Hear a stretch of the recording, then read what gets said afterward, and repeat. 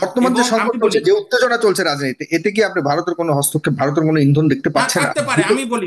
Doctor Mohammad Yunus যদি পদত্যাগ করে, আমরা চাই না পদত্যাগ করুক, কিন্তু পদত্যাগ করলে কোনো সমস্যা নেই, বিকল্প জনগণ খুঁজে নেবে। সেরকম না, স্বাভাবিকভাবে খুঁজে নেওয়ার কোনো, সালাউদ্দিন সাহেবের এই কথাটিকে আপনি কিভাবে হ্যাঁ, দেখেন? সরকার কেন হঠাৎ করে এরকম হুঁশিয়ারি দিল যে আমরা, আমাদের উপরে চাপ অব্যাহত থাকলে আমরা, যদি আমরা পথ চলতে না পারি, তাহলে আমরা কিন্তু সবকিছু বলে দিব জনগণের কাছে? এই কথাটা আজকে কেন বললো বলুন আপনার? গত বৃহস্পতিবার যখন নাহিদ ইসলাম স্টেটমেন্ট দিল যে উনি পদত্যাগের কথা ভাবছেন, কিংবা তারও আগে বুধবার দিনে যখন সেনাপ্রধান জেনারেল ওয়াকারুজ্জামান অফিসার্স অ্যাড্রেসে বেশ কিছু বক্তব্য বলল, তখনই গুজবের নগরী এবং গুজবের দেশে পরিণত হলো বাংলাদেশ। আমি একজন নাগরিক হিসাবে আইনজীবী বাদী দিলাম, আমি মনে করি যে কোনো জনবান্ধব সরকারের উচিত গুজবকে ডালপালা মেলতে না দিয়ে সঙ্গে সঙ্গে আপ টু ডেট স্টেটমেন্ট দেওয়া। এটাই হচ্ছে জনগণের সরকারের বৈশিষ্ট্য। তো সেইটা আজকে দেখলাম উপদেষ্টা পরিষদ বিবৃতি দিল, কিংবা তারও আগে বোধহয় তখন 12টা, 12:30 হবে, হুম। জাতি স্বস্তি নিঃশ্বাস ফেললো যখন এই উপদেষ্টা পরিষদের ডক্টর মোহাম্মদ ইউনূসের পরে যিনি সবচেয়ে গ্রহণযোগ্য সিনিয়র মানুষ, কোনো বিতর্ক নেই, ডক্টর ওয়াহিদুদ্দিন মাহমুদ সাহেব, যিনি শাহাবুদ্দিন সাহেবের সময় উপদেষ্টা হয়েছিলেন মন্ত্রী মর্যাদায় বর্তমানে, উনি যখন বললেন যে আপাতত পদত্যাগ, সরি, প্রধান বিচারপতি উপদেষ্টা পদত্যাগের কথা, পদত্যাগ আর নেই।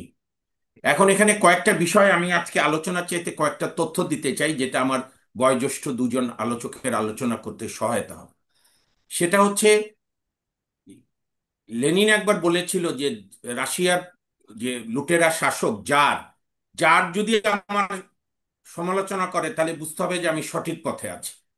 কমিউনিস্ট পার্টির, সোভিয়েত ইউনিয়নের বা তদানীন্তন বলশেবিক পার্টির একটা মিটিং উনি বলেছিলেন। আমি দেখলাম গত বৃহস্পতিবার থেকে এর আগ পর্যন্ত তো ইন্ডিয়ার সব মিডিয়ায় খালি অপারেশন সিন্দুর, ওই ইন্ডিয়ার যে জিঙ্গুইস্টিক জার্নালিজম, মোদি বন্দনা, ওইটা। কিন্তু বৃহস্পতিবার থেকে আমি লক্ষ্য করলাম ভারতের প্রায় সকল মিডিয়া, এমনকি যারা বিকল্প মিডিয়া হিসাবে দাবি করে, বিশেষ করে শেখর গুপ্ত, একজন সিনিয়র সাংবাদিক, বাংলায় বাড়ি, পশ্চিমবঙ্গে এনডিটিভিতে ছিল, তারাও কুইট টু কি টু কুইট ইউনুস। এবং ভারতের যেন একটা ঈদের আনন্দ এসে গেল বা পূজার আনন্দ, সমস্ত ভারতের মিডিয়া। এবং 3 দিনে জেনারেল ওয়াকার এত বড় হিরো হয়ে গেলেন ভারতে, যে ওদের হুম। আর্মি চিফের চেয়েও বেশি হিরো করে ফেললো মিডিয়া। তখনই আমার মনে সাংঘাতিক সন্দেহ জাগলো যে তাহলে আমরা মনের অজান্তে কি ভারতের চক্রান্তে আবার পা দিচ্ছি।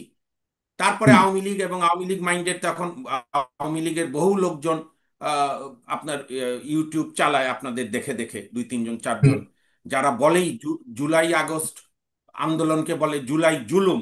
ওইখানে আমাদের সঙ্গে যারা গণতন্ত্রের আন্দোলন করে তাদের অনেক নেতা, অনেক ব্যক্তিত্ব ওখানে যায়, কেন যায় তারা বলতে পারবে। তো সুতরাং আমি মনে করি যে এই এই ভারত কোন অবস্থাতেই ডক্টর মোহাম্মদ ইউনূসের সরকারকে সহ্য করতে পারছে না। এবং হুম। ডক্টর মোহাম্মদ ইউনূসের সরকারের নানা সমালোচনা আমি আপনার এই টকশোতে করেছি, অন্যান্য জায়গাও করেছি, করব। সমালোচনা আমার গণতান্ত্রিক অধিকার। কিন্তু এই মুহূর্তে ডক্টর মোহাম্মদ ইউনূসের আপাতত বাংলাদেশের এই ক্রান্তিকালে ব্যক্তিগতভাবে ডক্টর মোহাম্মদ ইউনূসের কোনো বিকল্প নেই আপাতত। এটা হচ্ছে পরিষ্কার। এবং অন্যান্য উপদেষ্টা রদ বদল এটা রুটিন কিন্তু ওয়ার্ক, এটা বিএনপির করতে পক্ষ থেকে, বিএনপির একজন সিনিয়র নেতা, আপনি জানেন যে জনাব যিনি স্থায়ী কমিটির সদস্য, তিনি বলেছেন যে ডক্টর মোহাম্মদ ইউনূস যদি পদত্যাগ করে, আমরা চাই না পদত্যাগ করুক, কিন্তু পদত্যাগ করলে কোনো সমস্যা নেই, বিকল্প জনগণ খুঁজে নেবে। সেরকম না, স্বাভাবিকভাবে খুঁজে নেওয়ার কোনো, সালাউদ্দিন সাহেবের এই কথাটিকে আপনি কিভাবে হ্যাঁ, দেখেন? না, আমি আমি একদম আপনার এই টকশোতে জয়েন করার আগেই আমি বিএনপির 4 সিনিয়র নেতার ব্রিফিং শুনলাম লাইভ, বিভিন্ন টিভিতে, একদম যমুনার সামনে থেকে, যেখানে ডক্টর ডক্টর শাহজাহান সাহেব, আমির খসরু চৌধুরী সাহেব, মঈন খান সাহেব এবং সালাউদ্দিন আহমেদ সাহেবও ছিলেন। তো হুম। বিএনপি আজকে তাদের বক্তব্য পরিষ্কার যে আমরা ওনার পদত্যাগ চাই না। মূলত অগাস্ট মাস থেকে যে দাবি বিএনপির, আজকেও লিখিত ওই দাবি, দ্রুত রোডম্যাপ সংস্কার। আর হুম। নতুন দাবির মধ্যে দেখলাম 2 জন ছাত্র উপদেষ্টার পদত্যাগ এবং নিরাপত্তা উপদেষ্টা খলিলুর রহমানের। হুম। কাজেই এখানে সালাম ভাই আছেন, বিএনপির সিনিয়র নেতা আব্দুল সালাম সাহেব, উনি ভালো উত্তর দিতে পারবে। কিন্তু আমার কেন যেন মনে হয় একজন নাগরিক হিসাবে এবং বিএনপির সঙ্গে আমরা ঐক্যবদ্ধভাবে সুপ্রিম কোর্ট বার সহ সারা দেশেও আইনজীবীর আন্দোলন করেছি। কিন্তু বিএনপি কেন যেন স্থির থাকতে পারছে না আমার দৃষ্টিতে। এবং বিএনপি ক্রমান্বয়ে রাজনৈতিকভাবে আগে যে একটা বলিষ্ঠ ভূমিকা থাকতো, হুম। কারণ একটা বিষয় সাগর ভাই এবার পরিষ্কার হয়ে গেছে, বাংলাদেশে ভারতের সঙ্গে তাল মিলিয়ে যত বড় দল রাজনীতি করুক তারা জনগণ থেকে বিচ্ছিন্ন হয়ে যাবে।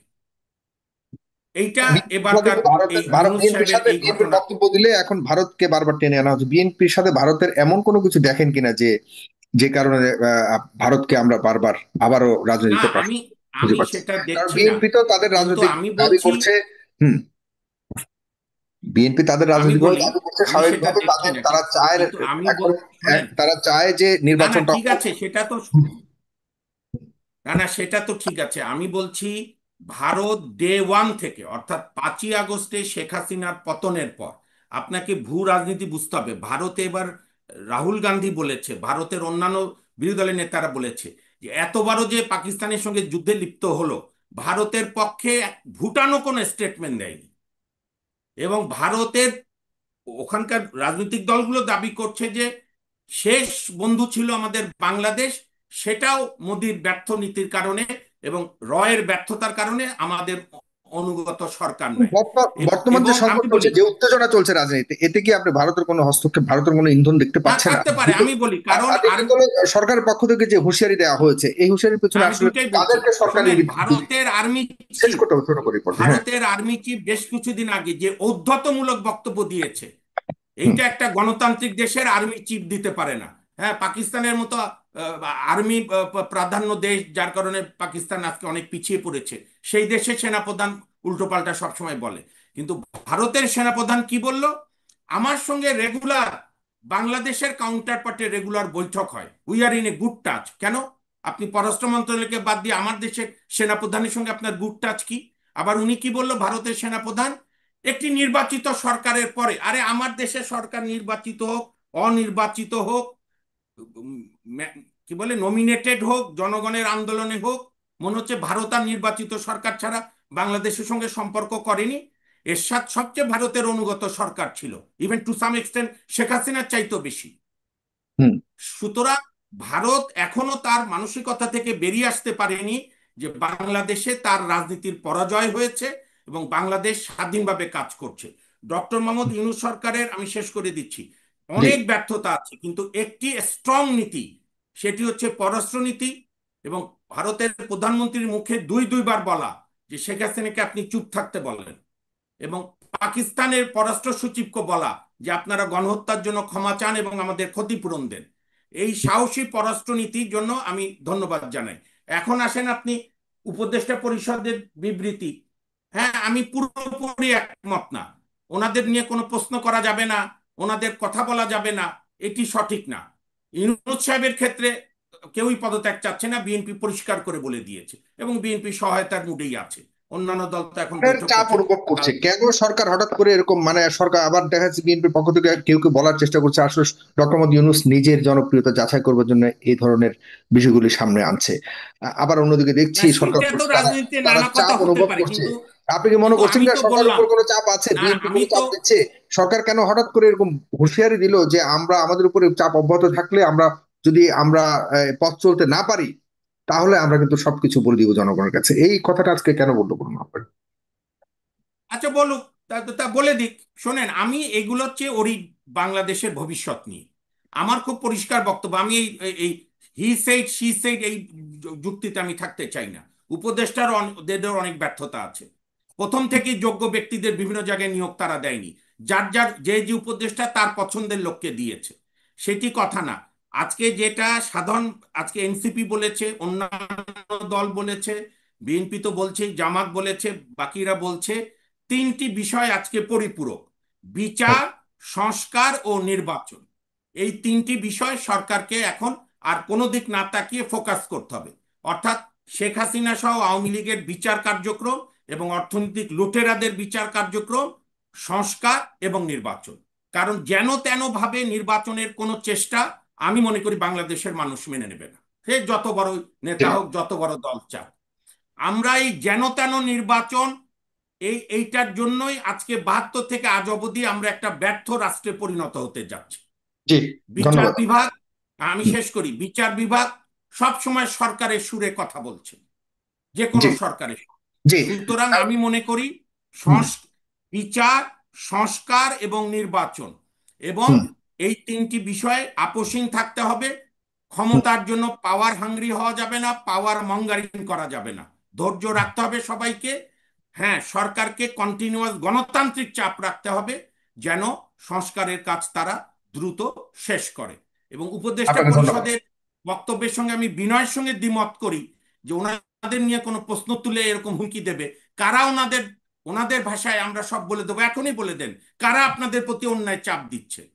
আপনি এটা নিয়ে ব্ল্যাকমেইল করেন না জাতির সঙ্গে।